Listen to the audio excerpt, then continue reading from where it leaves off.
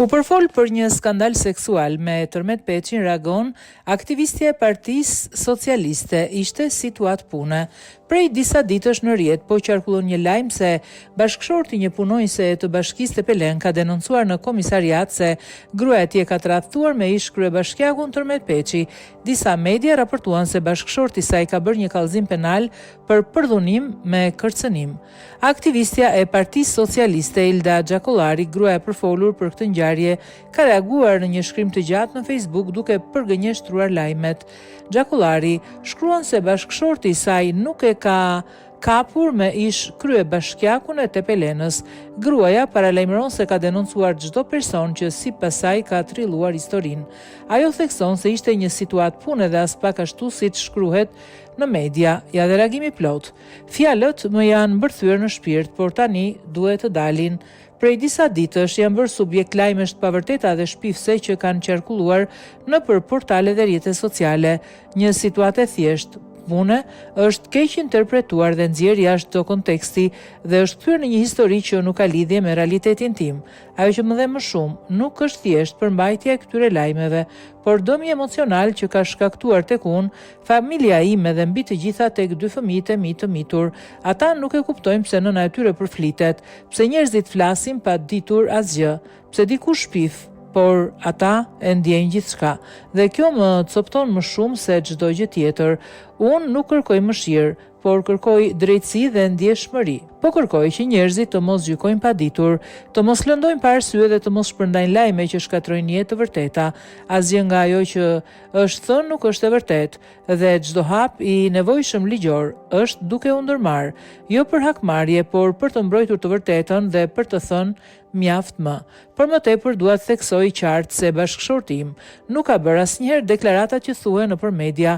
Çdo fjalë që pretendohet se është thënë prej tij është trillim dhe për këtë çështje do të ndiqen të gjitha rrugët penale dhe civile kundër autorëve të shkrimeve shpifse si dhe atyre që i kanë shpërndar.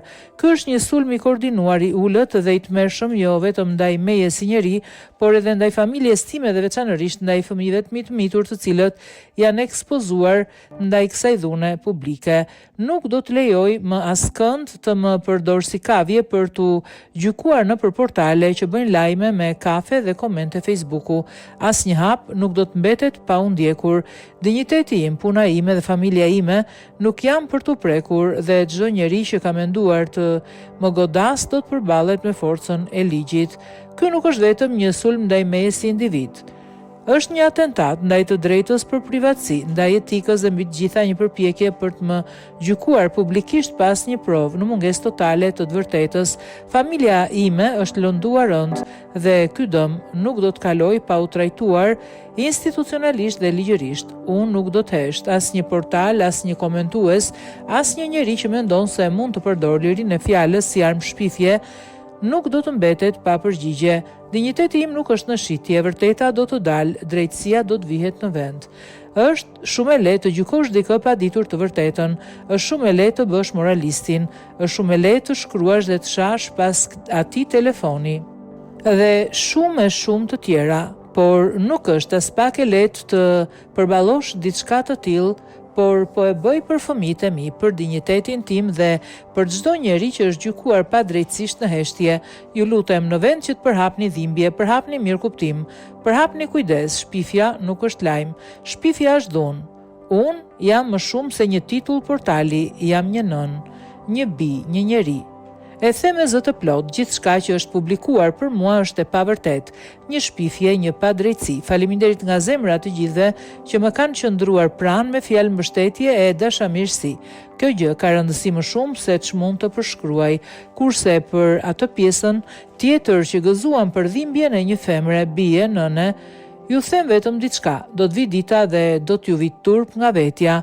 Unë s'jam si ju, edhe pse më vrat, nuk më bëni dot si vetja.